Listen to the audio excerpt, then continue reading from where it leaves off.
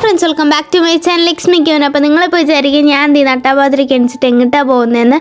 അപ്പോൾ ഒരു ഷൂട്ടുണ്ട്, ഒരു ഫോട്ടോഷൂട്ടാണ്. അപ്പോൾ അതിന് സ്നേഹതീരത്തേക്ക് പോകണം. അപ്പം രാവിലെ തന്നെ ഞങ്ങൾ എണീറ്റ് അങ്ങോട്ടേക്ക് പോകാൻ നിൽക്കുകയാണ്. അപ്പം 2 മാസം മുമ്പത്തെ വീഡിയോ ആണ്. ഇതിപ്പോൾ അത്രയും കാലം എവിടെയാണ് കിടന്നെന്ന് പോലും അറിയില്ലായിരുന്നു. അപ്പോൾ ഞങ്ങളങ്ങനെ ആ ഒരു സ്ഥലത്തെത്തി. അങ്ങനെ വഴിയൊന്നും അറിയില്ലായിരുന്നു. എങ്ങനെയൊക്കെയോ ബസ്സൊക്കെ കയറി ആവിൻ്റെ അടുത്തൊക്കെ ചോദിച്ചിട്ടാണ് എത്തിയത്.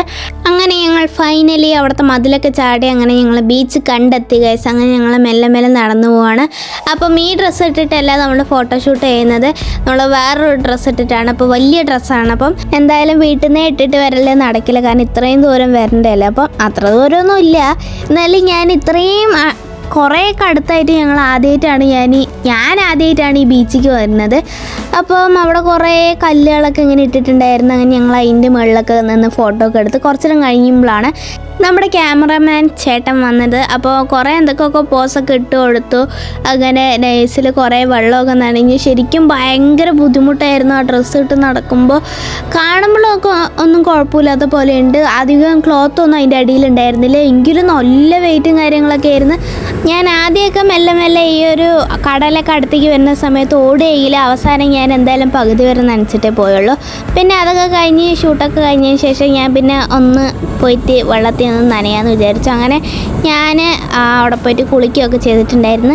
അപ്പോൾ അതൊക്കെ കഴിഞ്ഞ് ഞങ്ങളുടെ റീലാണ്. അതിൻ്റെ ഇടയിൽ കൂടെ ഞാൻ തലയും കുത്തി വീഴുകയൊക്കെ ചെയ്ത്. അപ്പോൾ ഇതെൻ്റെ മാമനാണ്. അപ്പോൾ ഞങ്ങൾ 4 പേരായിട്ടായിരുന്നു പോയിട്ടുണ്ടായിരുന്നത്. എൻ്റെ മാമൻ, ഞാൻ, പിന്നെ അമ്മ, പിന്നെ അമ്മമ്മ, അങ്ങനെ 4 പേരായിട്ടായിരുന്നു പോയിട്ടുണ്ടായിരുന്നത്. അച്ഛന് വരാൻ പറ്റില്ല, അതുകൊണ്ടാണ് ഞങ്ങൾ പോയത്. അപ്പോൾ വെക്കേഷൻ ടൈമിലാണ് ഇതെടുത്ത്. വെക്കേഷനൊക്കെ കഴിഞ്ഞ് ഇപ്പോൾ എക്സാം ആവാറായെങ്കിലും നമ്മളിപ്പം എന്തായാലും ഇടാൻ വിചാരിച്ചിട്ടിട്ടാണ്. അപ്പോൾ അങ്ങനെ ഞങ്ങളുടെ റീലെടുപ്പൊക്കെ കഴിഞ്ഞ് സെറ്റായി. അവസാനം എല്ലാം കൂടി വന്നപ്പോഴേക്കും എല്ലാം കൂതറ ലുക്കായി. എന്തായാലും കുഴപ്പമില്ല ഗൈസ്. അങ്ങനെ ഞങ്ങൾ എന്തൊക്കെ കാട്ടിക്കൂട്ടിയിട്ടുണ്ടായിരുന്നു.